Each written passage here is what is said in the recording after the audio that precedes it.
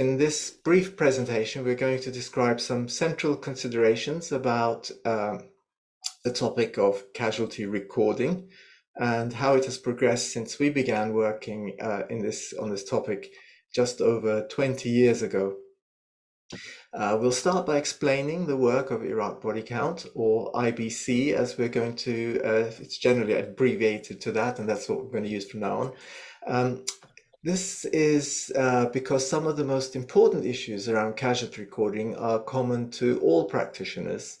And of course, IBCs is the work that we know best. But then after that, we'll move on to make some remarks about the wider field, drawing out some implications for the development of that field as a whole, and implications which also inform the direction in which we want to take IBC in the future. So over to John to begin. Thanks, Hamid. So first to IBC. Together, Hamid and I founded IBC in January 2003. We designed it to record the civilian deaths of the imminent invasion of Iraq, and we and our colleagues have maintained this work throughout the length of its drawn-out aftermath, which continues till this day. IBC also keeps less detailed records of injuries to civilians and, more recently, of combatants killed. And our detailed findings are contained in a constantly updated and freely available website. At the core of this website is a database of deadly incidents and their civilian victims, much of it professionally translated into Arabic. I'm just going to share my screen for a moment.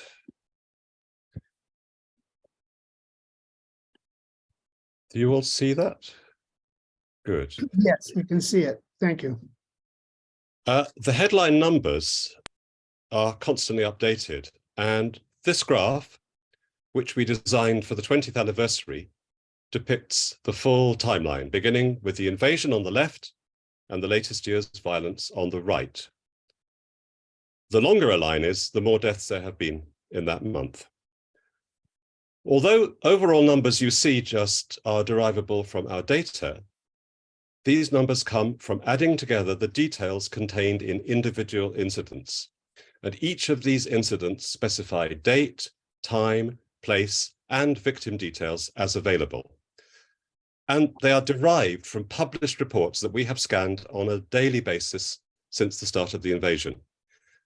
These reports are mainly, but not exclusively, from internet published press and media.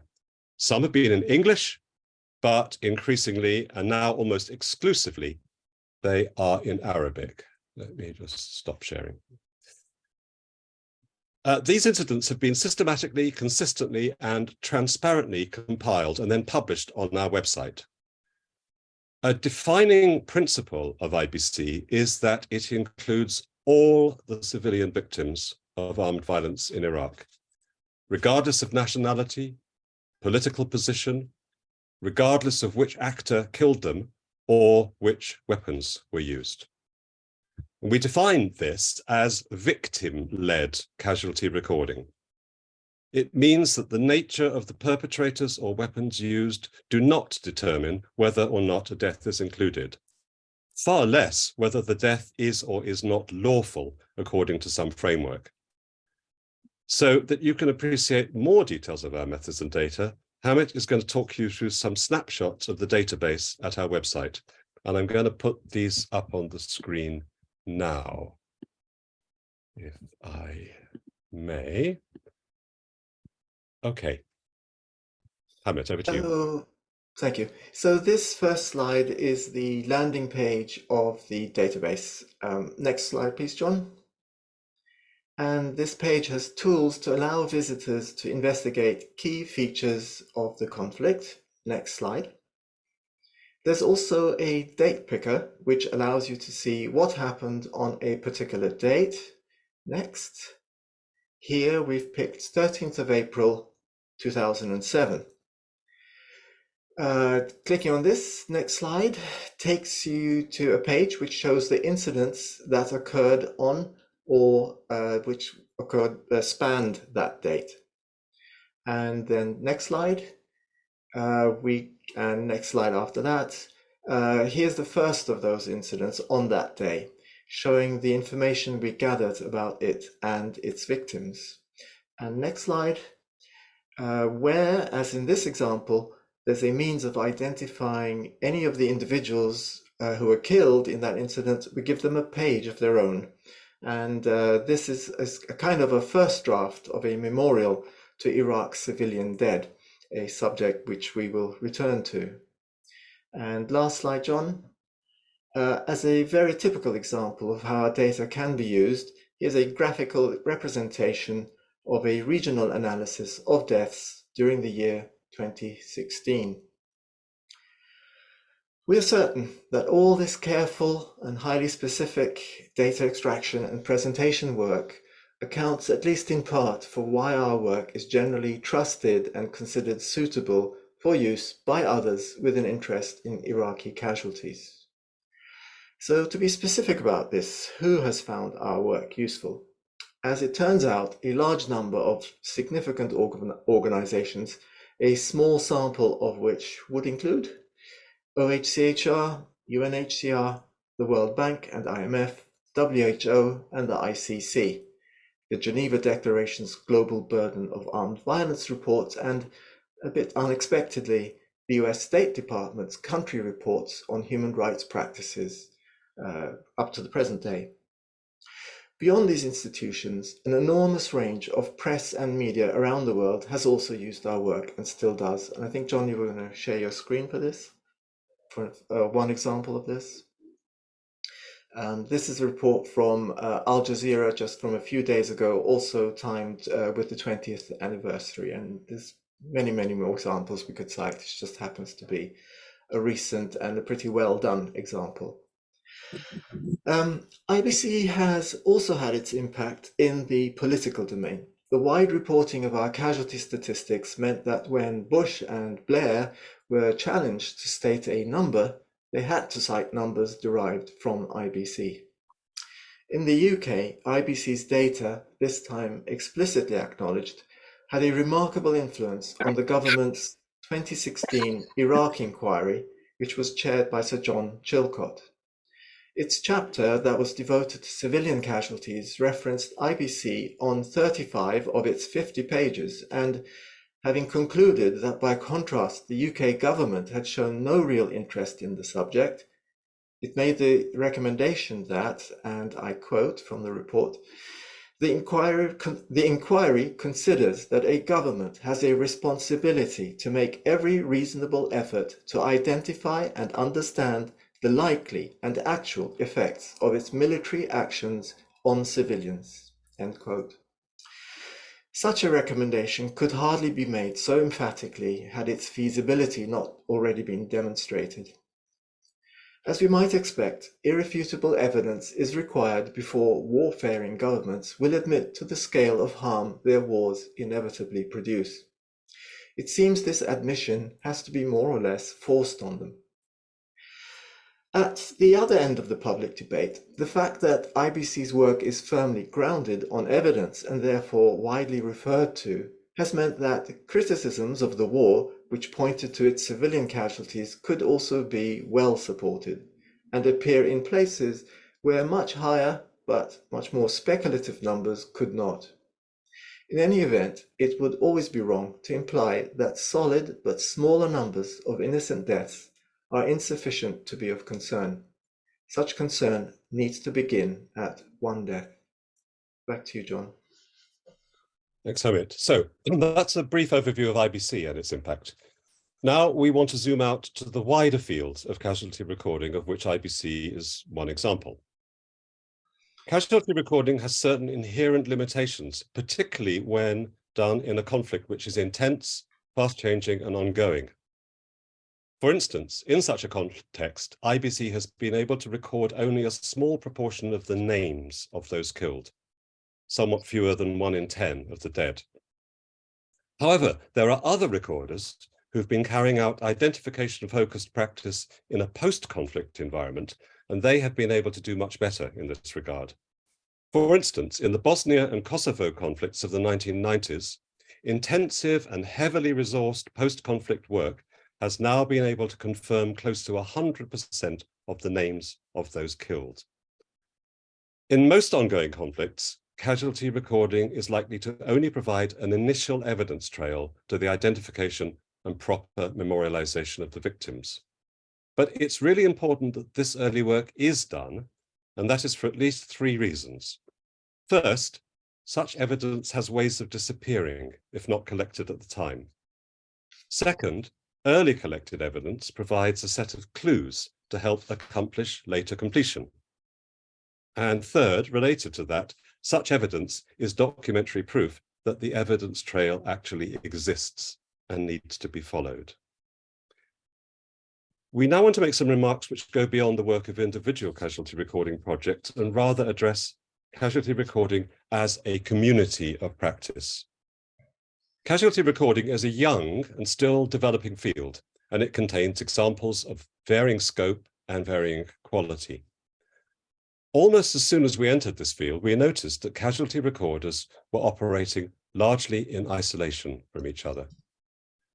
Our view then, as now, is that casualty recorders share many common interests and have much to learn from each other.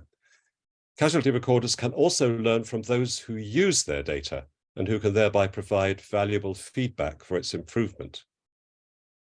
With these perspectives in mind, Hamid and I proposed to our peers that there was a need for bringing casualty recorders into dialogue with one another to make common cause and engage in mutual peer-assisted learning and outreach. These discussions led to our founding the Every Casualty Project in 2009, a project which created and convened a global network of casualty recording organizations. We call it the Casualty Recorders Network, or CRN for short. In fact, we saw the project's long-term legitimacy to rest on the existence and the health of such a network, to show that casualty recording was not simply an aspiration, but a vital, ongoing practice around the world. We brought the members of the CRN together, at first virtually in 2009, then physically at the first ever Global Casualty Recorders Conference held in 2011, a conference which we invited Everett to chair and facilitate, and we remember that occasion very well, Everett. From the energies that this conference unlocked, members of the CRN decided to work together with end users to produce the CRN's major joint achievement to date, the first standards for casualty recording. After a consultative process that went through several rounds, these carefully constructed and communally approved standards were launched at the ICRC in Geneva. And here I have a copy of the standards, and if we want to delve inside them in the discussion, please feel free. One fundamental issue addressed by the standards is that although casualty recording has benefits, it also comes with some risks. It was a foundational agreement between all those who devised the standards that casualty recorders should aim to be inclusive and victim-led. This is because when any effort to document casualties does not embrace inclusiveness, it risks becoming a one-sided catalogue of crimes by an official enemy. Such partisan casualty recording can easily become a justification or even a motivator for the creation of more rather than fewer victims. This fundamental issue of inclusivity was the very first one addressed in the standards and constituted the substance of standards 1 and 2 of the 58 standards in the final document. Of course, unintended but unavoidable biases may persist even where inclusivity is embraced as a goal. These biases may be caused by difficulties such as lack of access to certain regions or limitation of information gathering to networks with which the casualty recorder is aligned. But in all of these cases, these limitations should be openly declared. So back to Hamid for the final part of this presentation. Thanks, John. Standards, no matter how well crafted, can't have their intended effect if they simply sit on the shelf. The Every Casualty standards need to be adopted by those who do the work, but even more crucially, be applied to every conflict. The awkward truth is that almost all properly and respectfully victim-centered work is done by NGOs, many of which are poorly funded or even unfunded. Western governments do memorialize individual deaths of their own military, and generally of their own civilian victims too, such as in 9/11. But when it comes to civilian victims elsewhere, including in conflicts involving or initiated by the West, their efforts are most often absent without sound excuse. However, despite our calls on them to take their due responsibilities in this area, we do not call for, nor would it be acceptable for states to take this entirely out of the hands of civil society. For one thing, when it comes to war, anything that warfaring states say or do in relation to their wars is mistrusted by the public, generally for good reason. But for another, when the victims come from civil society must be allowed central involvement in constructing the remembrance of their community's losses. Based on our experience, we conclude that the greatest advocacy for casualty recording comes from doing it, developing it to make it better, and showing how useful this can be. In short, through inspiring by example. And now, in the age of social media, there is a different, more community-engaged means of collecting information on casualties. Friends and relatives who knew the deceased can find incidents on our database, for example, that give numbers, dates, locations, but few details of the victims. They can extend and deepen the public and historical record by uploading their own memories and photos, filling in all the many blank and anonymous spaces in our records, turning our statistics back into the human stories they actually represent. So what holds us back from implementing this already prototyped initiative now? In a word, funding. The software development, rollout, and moderation costs will be considerable. Since Iraqis would be the main contributors of the new testimony in our project, there would need to be a major effort in Iraq by Iraqis to promote and handhold people into collaboration, based on communicating trust that the entire project would be properly moderated to guard against abuse. So at present, our main focus will be on maintaining IBC as the war is not over, but also better resourcing and moving IBC towards this next phase, which we have called the Iraq Digital Memorial. Thank you for listening to us, and look forward to your comments. Wonderful. Thank you very much, Hamid and John, for providing a succinct tip of the iceberg on this important issue. And so, yes, I want to mention in the introduction, and I ask you actually, when you started this work, you laid out 3 leading principles that this work should follow. Would you mention them and say why? And then the floor will be opened. I think you're referring to the core demands in the Charter for the recognition of every casualty. Okay, so yes, after having done a lot of consultative work, we came up with a basic charter for the victims of, for the recognition of every victim of armed violence around the world. And at its center were 3 very simple demands: that every casualty in armed conflict should be promptly recorded, correctly identified, and publicly acknowledged. Promptly recorded because you can't, well, you can try, and you can if that's all the only thing you can do, but you should try to record these things as promptly as possible. So promptly, as soon as these events happen, as soon as there's any chance for any of the information to be recorded, do it already. Seek to identify people correctly as well. That's quite a task just in itself. And then finally, publicly acknowledge that it's not just some sort of secret that's just held by governments for their own use, for example. So those were the core demands at the center of that. And I don't think that's changed.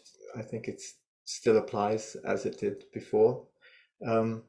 The charter makes quite interesting reading. We can share a link to it later, and sort of provides the sort of framing for those demands, which is a bit long to get into now. I wouldn't mind reading the whole thing out, but it's actually a whole page worth, so better not do it here.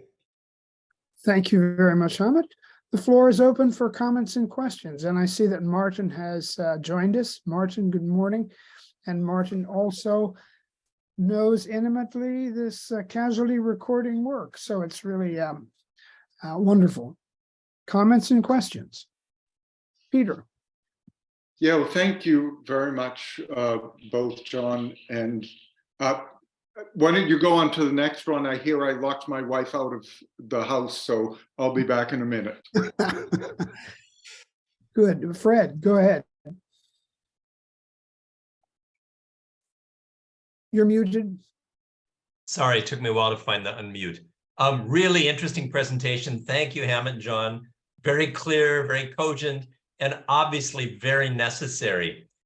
I'm thinking in a larger sense that there are many more victims in a conflict than just those that can be recorded as violent victims of a specific incident. And I'm thinking in terms of, particularly in Iraq, where there was decades of sanctions and diminishing of social infrastructure, crushing imports, lack of supplies in hospitals, et cetera. Has there been any effort that you know of to try and record these indirect deaths that could be attributed to conflict? And I'm thinking it goes way beyond Iraq. I'm thinking of the situation in Palestine where people get stopped at roadblocks and can't get to dialysis. There are numerous examples that come to mind in many conflicts around the world. And I know this is not directly within the framework of casualty recording, but in a larger sense, it falls under the same issue of trying to get responsibility and accuracy of the impact of war. Over. Thank you very much, Fred. We're going to take 4 or 5 comments, and then we'll come back to you and John. Peter.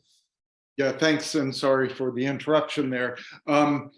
Again, thank you so much for the presentation. It's great to see that you have maintained your determination since I last saw you a decade ago.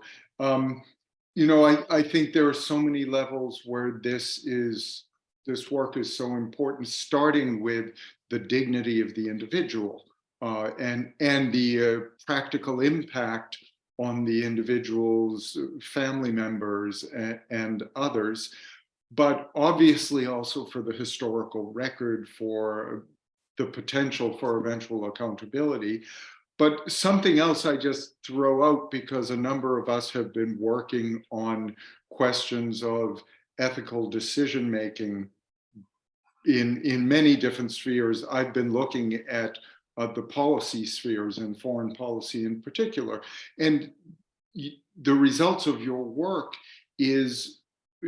the results are critical also for just basic analysis of the impact and effectiveness of a policy decision.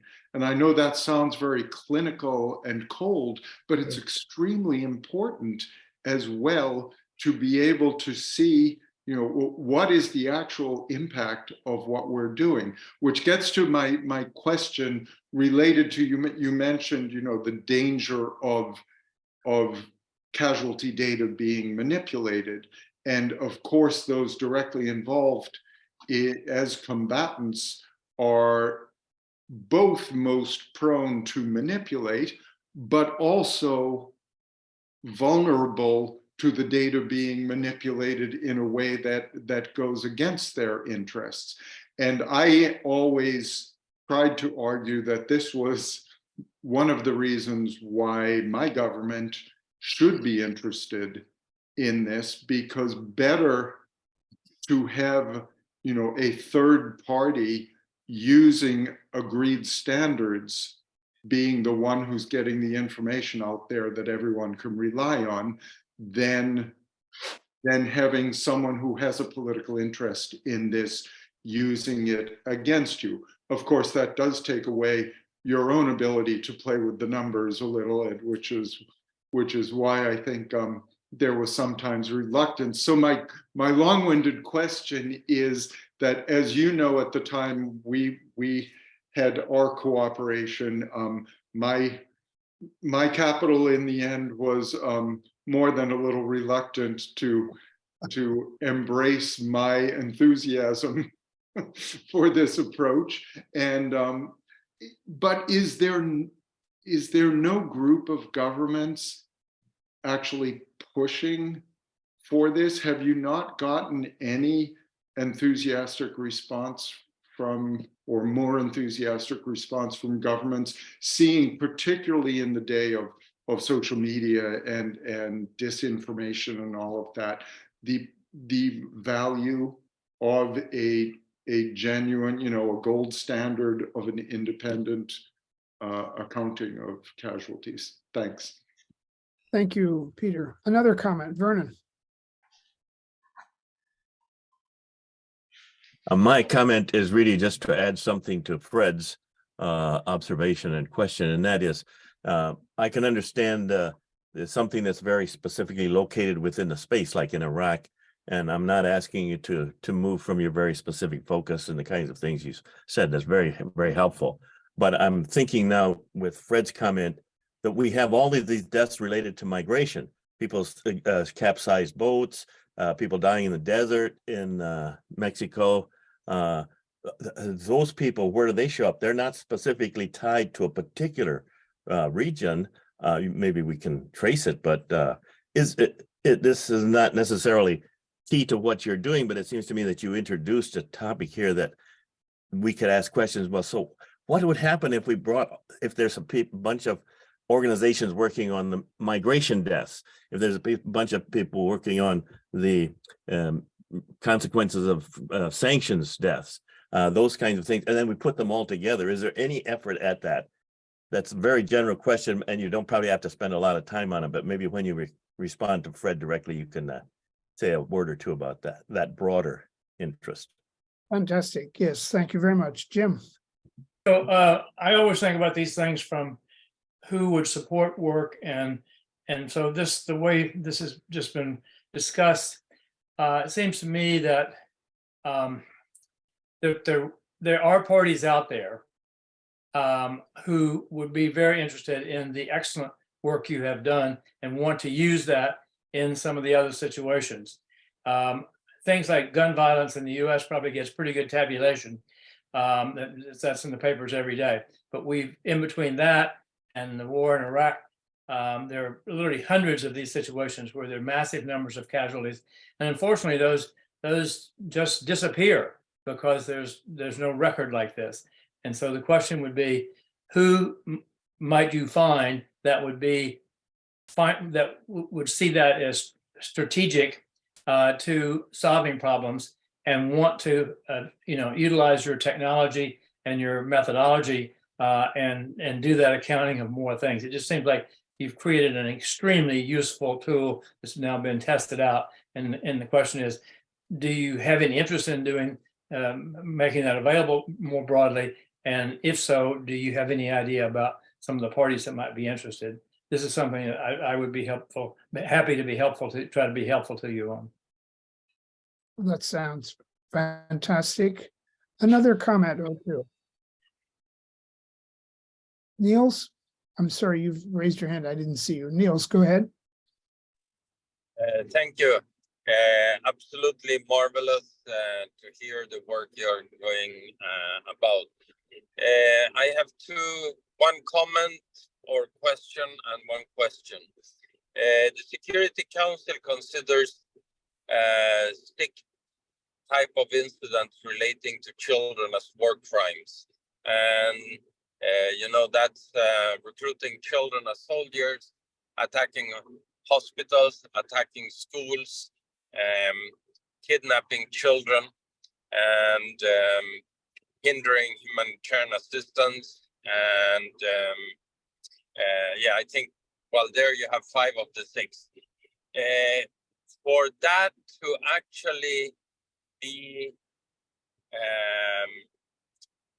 possible to go to the International Criminal Court, there should be casualty recording in conjunction with attacks to hospitals, attacks to schools, hindrance of humanitarian aid, and so on.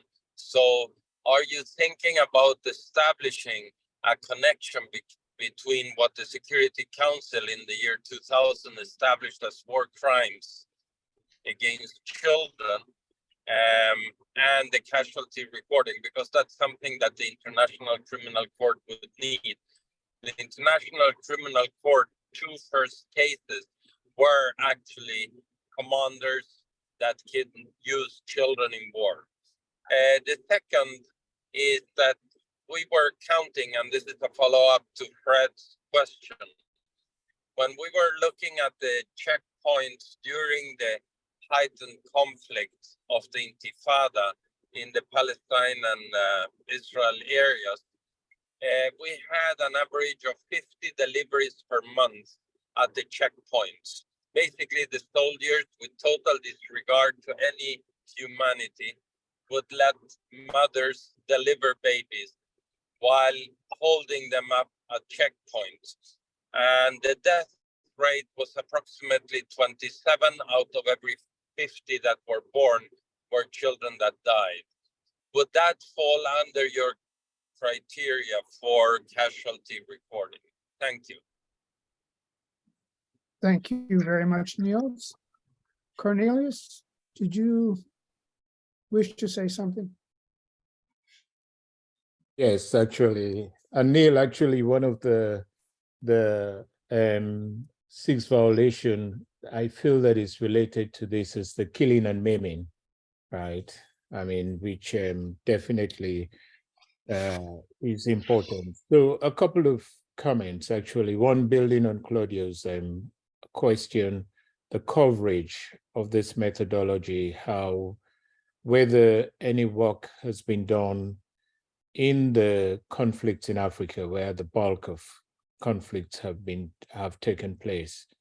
And if this is so, because it would be interesting to see how the African CSOs participate in this process. Again, as I said, I'm from Sierra Leone, and I sometimes feel that the memorialization of the casualties in Sierra Leone is very weak, and it's important that it happens because it would contribute to maintaining the peace.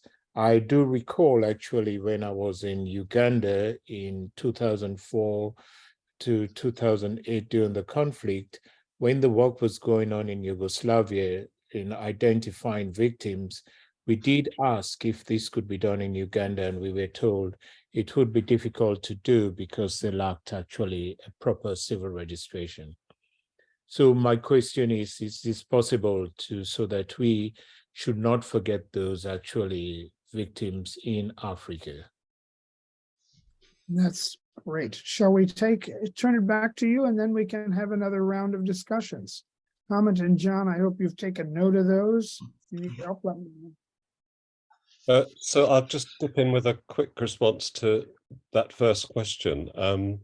The Casualty Recorders Network, I think it was about 40 when we began it, has grown considerably over the years. I think there are something like 70 casualty recorders in the network now, and several of those are Africa-based. I'm thinking in particular, because we had particular close and relatively recent contact with them, there's an organization called Nigeria Watch, which attempts to document every violent death in Nigeria from any cause.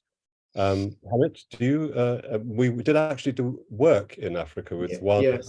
Yes. Yeah, we worked with a group called Crisis Tracker, who were there was this. We looked at the methodology they were using, and we worked with them to develop their methodology to the best extent possible, and to see how it fitted with the standards. And they were people who were tracking killings called by the so-called Lord's Army and so on. I mean, I think it was first in one country, then it moved to another country as the actual killings moved around within Africa. So that's one group that we had some close connection with and actually helped them develop their methods and so on, and did an assessment of how standards conformant they were at the time. So that's another group. I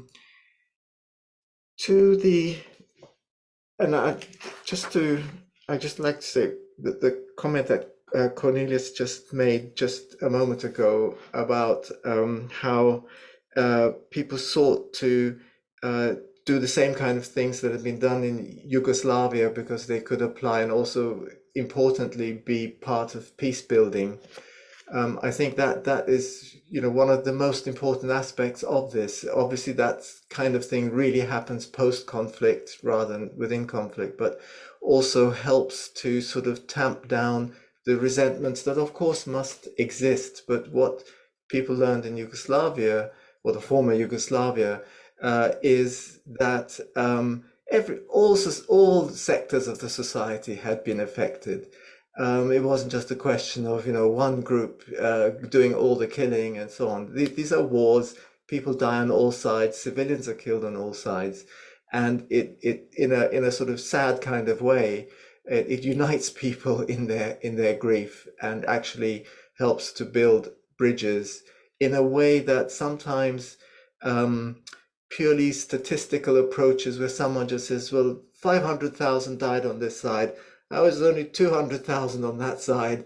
Oh, obviously the 500,000 sides who killed them were it's very different when you have lists of names of individuals, and it's somehow just much more humanizing than to leave it all just to statistics. So these statistical approaches are inferior in that way, and every single thing that we know about that's post-conflict doesn't just produce a statistic. Every time anyone can, even over huge events like the Holocaust and Second World War, people try to nail it down as much as possible to individual deaths, even when it's on a fantastic mind-boggling scale, as sometimes occurs. John, did you want to take? Yeah, I'm going to hand over to you, and then we can bounce it back and forth. I just wanted to comment in a general way on raising the very important issues of other kinds of harm caused by conflict, migration and illness and injury and many others. I think our work is somewhat pragmatic in the sense that if you can't record the deaths from violence, which is kind of the ultimate and the proximate method of war, if you can't even capture that, what hope is there for these more global phenomena? Of course, they should be captured, but they can't be captured in precisely the same way, because, of course, when we're talking about the living, there are all kinds of sensitivities about identifying individuals and so forth. Some victims very realistically would not want to be identified as, for example, victims of sexual abuse, etc. But when you're dead, death is always a public thing. There is never any reason for covering up the fact of someone's death. And in any society, we have registrations of birth, we have registrations of death in many societies. It is the public marking of the ending of that life. And what happens in conflict is that the internal institutional procedures, which would normally operate well and efficiently to mark the end of every life respectfully, are disrupted. And so we see the role of casualty recorders as being ready in those disrupted, chaotic situations to carry on the work that can't be done in a normal way, until such time as it can be done in a normal way again. Yes. Back to you. Yeah. And the methods would generally be different too. I mean, sometimes it's a matter of public health systems not functioning properly anymore. So you have a situation, just give like a simplistic example. Let's say deaths from heart attacks for men in the 50 to 60 years old double in post the beginning of a conflict. So out of every 2 men, sort of every 2 deaths of that kind, one of them would have been due to the conflict, because you just doubled them. But which of the 2 men were the one as a result of that? It's hard to pin it down. You'd have to sort of put them both down to have been due to the war in order not to leave one out, but then you'd have a false statistic, because surely the war was not responsible for every single heart attack for men that age. So it becomes a much more of a statistical thing, a public health assessment that looks at these things, and the methods for that are different. It may be due to, you'd be looking at public health records if there's a functioning system to do that, or you might do surveys that look at pre and post-conflict mortality rates and morbidity rates and so on. But I think what John said just now was also quite important. If you can't even record this thing, I mean, another way of looking at it is that the immediate deaths from violence are a bit like a canary in a coal mine. If they're going to tell you that there's going to be all these other things too, there's probably going to be out-migration. If it happens to be a country in that kind of geographic situation, there might well be drownings at sea a bit later on, as well as people try to flee that country, as we saw in people fleeing through Libya and so on. So we have, there are different ways of approaching these other kinds of consequences of war, but the first thing you need to get working is recording the casualties immediately. And in fact, some of the infrastructure that you might build up for that, even if it's just sort of an informal infrastructure in the sense of like an information infrastructure, could also help with the other thing as well. So, of course, there are injuries associated with violence as well, and you might not want to record the names, but as IBC, for example, although we do record the injured, we never publish their names and so on, because they're still living people as far as we're aware. But we do also record them, and we record them at the same time as we record the deaths caused. I should say one of the limitations of IBC is that at the beginning, we didn't record injuries where there were no deaths. So we actually missed quite a few of the incidents in which there would have been only injured. Largely speaking, especially post sort of the big war stage of the war, people who were being killed were being deliberately killed. And so so it wasn't like collateral damage. I mean, I hate that term, but we all know what it means. You had a lot of people being targeted for killing, so you tend to have less people injured in situations like that. So a lot of assassinations and death squads and tortures and so on, and this doesn't leave many injured people behind usually.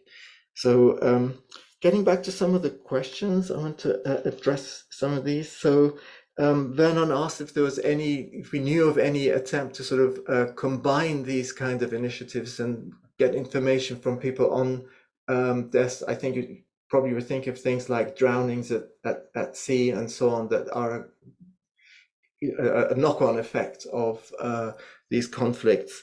I don't know of any efforts to combine these, but there are certainly groups. I'd have to look them up because I don't have to recall them just by memory. But I think the IOM, which is I believe the International Organization for Migration, if I haven't misremembered that, they were recording some of these a few years back when at the height of that, and there have been other attempts to actually record people, as much as is known, because I mean that's probably one of the most difficult things to try to record, people just disappearing in boats in the Mediterranean and so on. So they have. But I don't know of anything that tries to bring all these sort of strands of information together.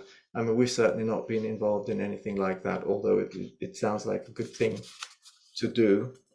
John, do you want to handle one? While you're thinking of this, I just want to respond to the question about countries and states and state involvement. When we launched the standards in Geneva in 2016, there were quite a lot of state representatives in the room, ambassadors of various countries. And I remember a very, very strong active support, for example, from the ambassador to the UN of Colombia. who was promising certain actions and support from her government.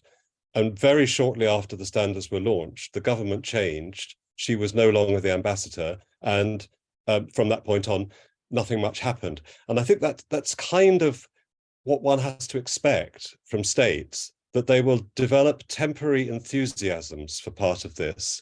And then for political reasons, changes of government, etc., that they'll drop the agenda. And I'm not saying that it's not useful that they pick up the agenda for a while, but it may well be that the supranational bodies, for example, the UN-related bodies, are the kind of more stable holders of the impetus. And for example, very recently, OHCHR issued a call for evidence and support for the impact and effectiveness of casualty recording around the world. And we submitted our evidence to that call, and they're going to publish some kind of compilation of all of that. So it may well be that these supranational bodies are the more long-term organizations into which one should invest energy to get things moving. Yes. Peter, and remember the event that you held for us at your embassy very fondly indeed. It was such a fantastic audience of really interested people that we were able to share our initiative with at that time. That was around every casualty, not Iraq body count, but it was a great conversation that we had, and I remember it very well. It's nice to see you again, actually.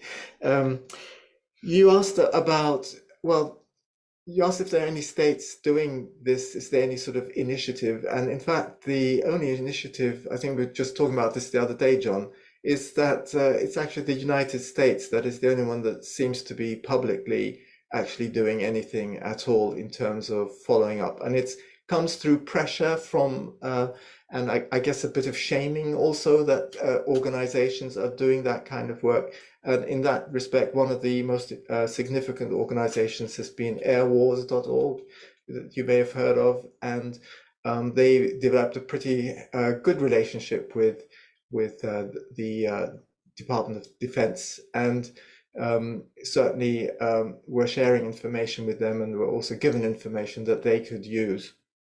And I think also there was Barack Obama's directive that was actually calling on essentially casualties in incidents that the US is involved in to be recorded, and even to involve NGOs in that. There was, I think it may have been rescinded by President Trump later. I mean, it's just possible. I mean, a lot of these initiatives come out and they sound good on paper, but then when incidents actually happen, unless civil society actually chases them up, so what have you been doing about this? So there was also something quite recently, well, in 2021, but also going back a bit, from Azmat Khan, who won the Pulitzer Prize, and for a series of reports that she did for the New York Times, which was looking at how there were more deaths killed in airstrikes by the coalition forces, and US forces in particular, in Mosul than had previously been admitted. But eventually, through a Freedom of Information Act request, they got access to Pentagon documents that showed that there were actually more credible reports of civilian deaths than had previously been admitted to.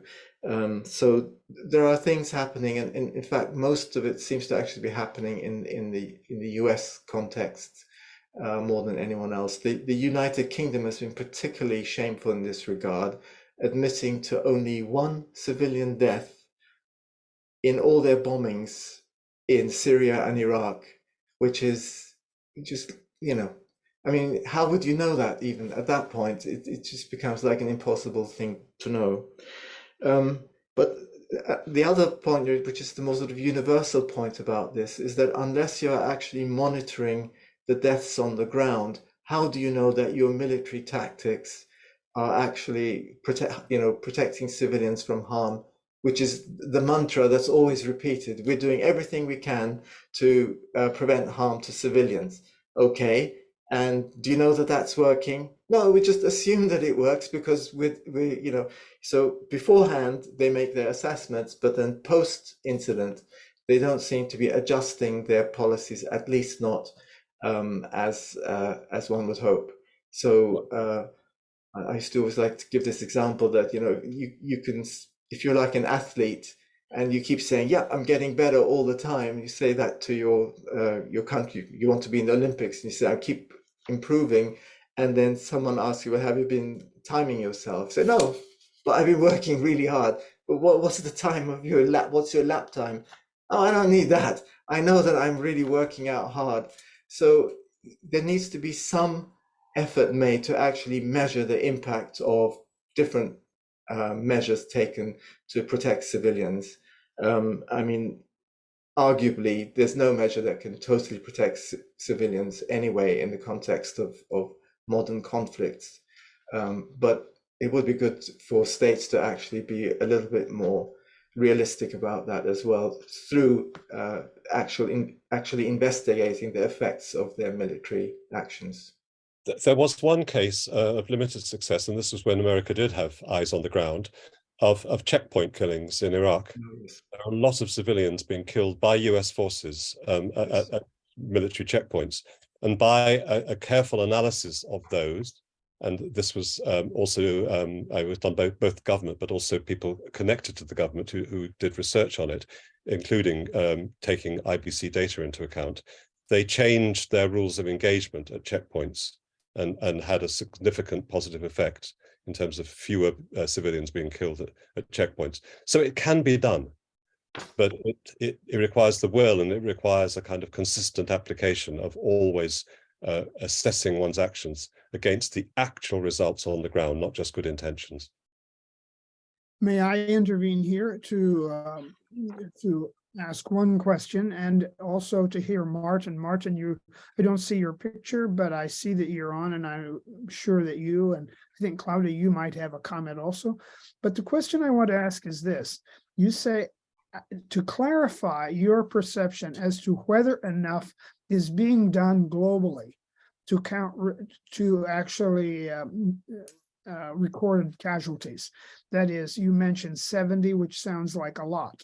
But in fact, and particularly with regard to Cornelius's question about the African experience, would it be correct to say that in fact this is an undeveloped field? That is, that there are small independent actions being taken, but it is not the developed field that it should be. But I'd like to hear your comments about that assertion.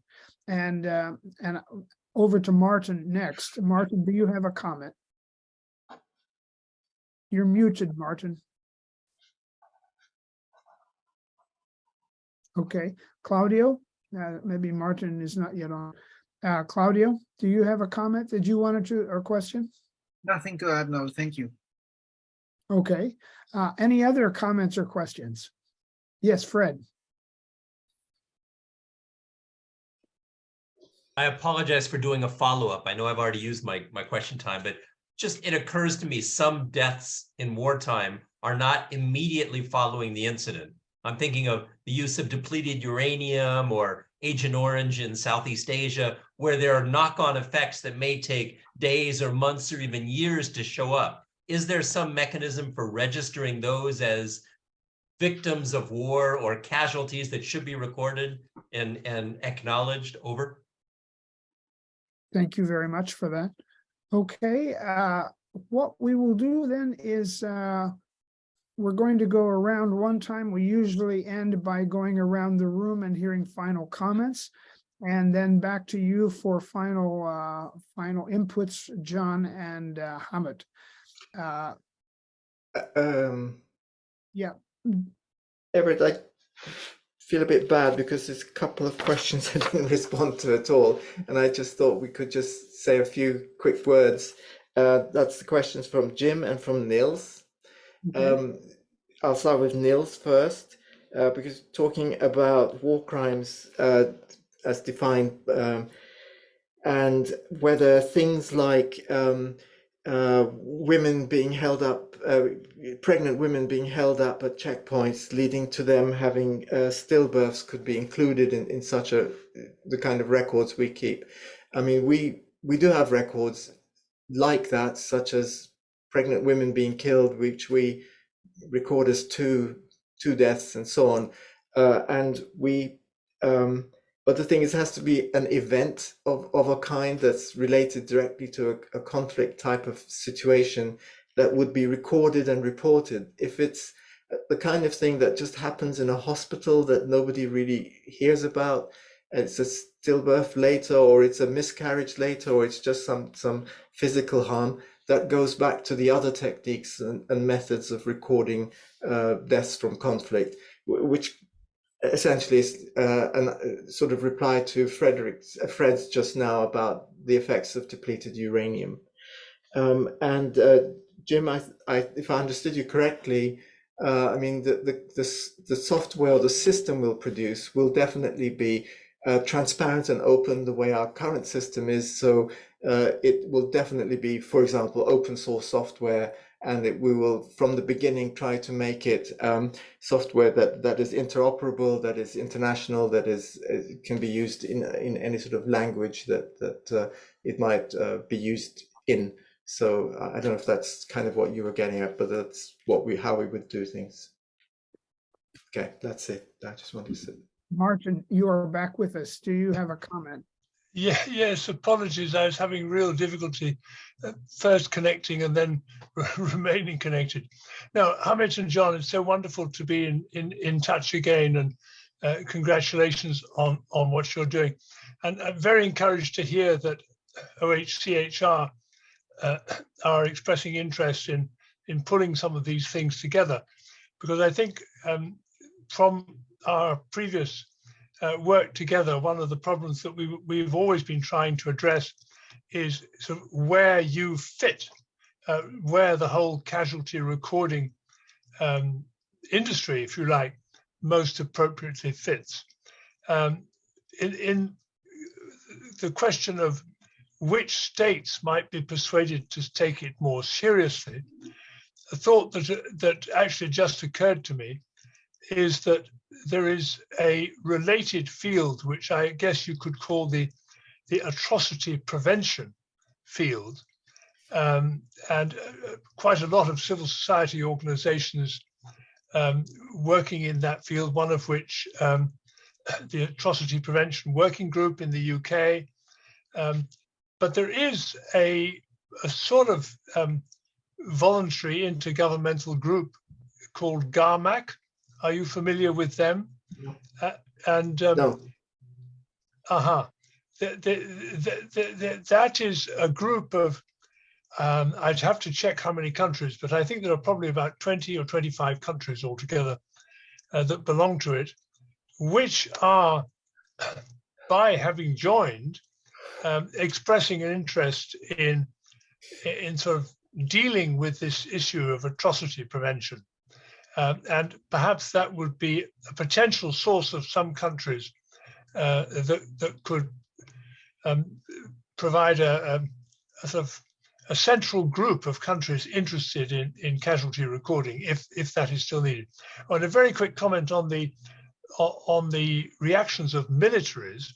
You're quite right that the US is showing really very positive signs towards being open to accurate casualty recording. You're absolutely right that the British are, I mean, it is so ridiculous because it seems almost certain that the one casualty that they have admitted to probably never took place, but that there are 35 others which they have not admitted to, which almost certainly did. The other country which is being much more positive is the Netherlands. Yeah. And you may find it worth having a look at that. Yeah. Yeah. Martin, thank you very much. And with time being our enemy, we're going to go around very quickly for final comments. Peter, your final comment? Just wonderful to see you again and to hear that the good work continues. Thanks. Fred. Yeah, really interesting presentation, and thanks for letting us know about it, Hamid and John. Best of luck. Thank you. Niels. Okay, John, I'll come back to you, John. Last, Vernon. Yeah, thanks a lot. It's a great presentation, very informative. Cornelius. Thank you very much. Very informative, virtually, and great presentation. I'm going to definitely look forward to reading the materials. That's great. The standards that they mentioned and some of the other publications are really, they've set the standard. They've set the global standard. So it's really helpful. Martin, final comments from you? Any further? Just very good to be in touch again. Thanks. And Jim, I don't think quite John and Hamid picked up quite on your offer of assistance and help to recognize that there are people who will support this. So, we can talk about that bilaterally, but I think it's a very important point. Do you have final comments? So I just think anytime I see a really good model that is well proven out,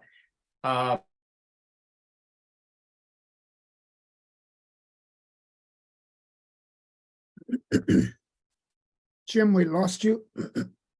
Sorry, you cut out. Now you're back. Okay. My point was that you've created a good, clear, workable, deeply proven model, and so I think it has usefulness in a lot of different scenarios. And so I just would love to see you maybe declare that was available.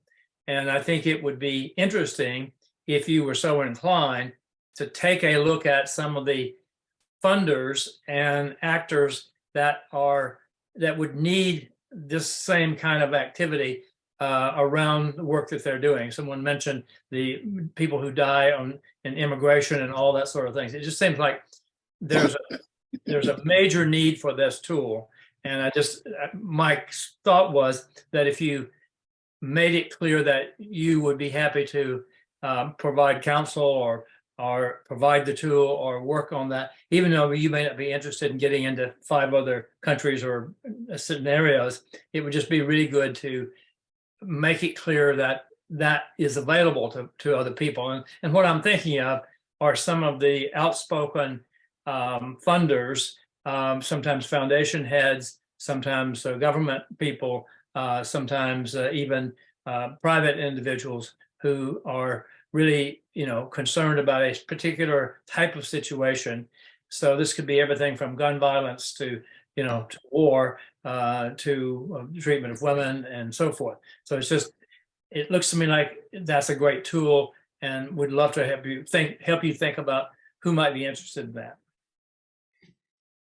Thank you very much, Jim. And I want my final comment. I just want to show you, here is a book on the Kosovo recording, and maybe others. And I just want to say, and we don't have time, but I would read you a short brief of what casualty recording really is at its best.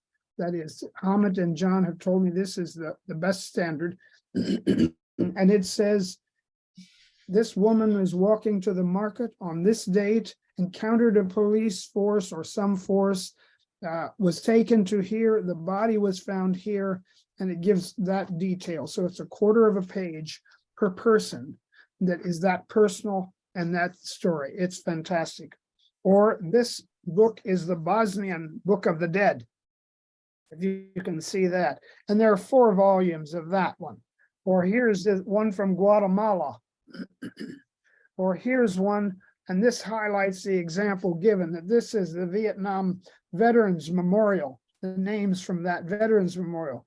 As you will note when you visit the memorial, it's only combatants. There's no civilians in that. So, it highlights that absence. So anyway, I want to come back and to hear John and Hamid reaffirm or deny the fact that the reason why I was interested in this field is because I think it is undeveloped. There should be an active, competent system in all of these conflicts, and there is not. That is, we have as was said, the Iraq body count more developed than all others. And we have independent actions, small, sometimes with names written on church walls and all sorts of other informal ways. But this should be something that we collectively work on. This is my opinion. John and Hamid can talk about that more, but I think this is something that really is fundamental and that we should all support and take up Jim's, positive offer to say we have the evidence, we have the model, we have the need, and we need to connect this with funders and make it happen locally, across Africa, across everywhere where there's conflict, including the Mediterranean and the others. Anyway, I really feel it's an undeveloped field. That's an assertion rather than a question. That's my final comment. John and Hamid, we are past our usual 10:15, but that's okay. Can you give us your final comments to this session? Well, I just want to say how heartening and encouraging it is to us in our work that we're hearing such expressions of enthusiasm for it, that it should continue and it should spread. And that gives us, I think, heart to continue. That's all I'd want to say. I can only echo that. Well, that's great. It's wonderful to have you here. We thank you, and with all purpose is not here simply to observe the world, but to actually help change it. So you've been a stimulus to it, and let's see what we can do together to see if we can make some small contribution in this field.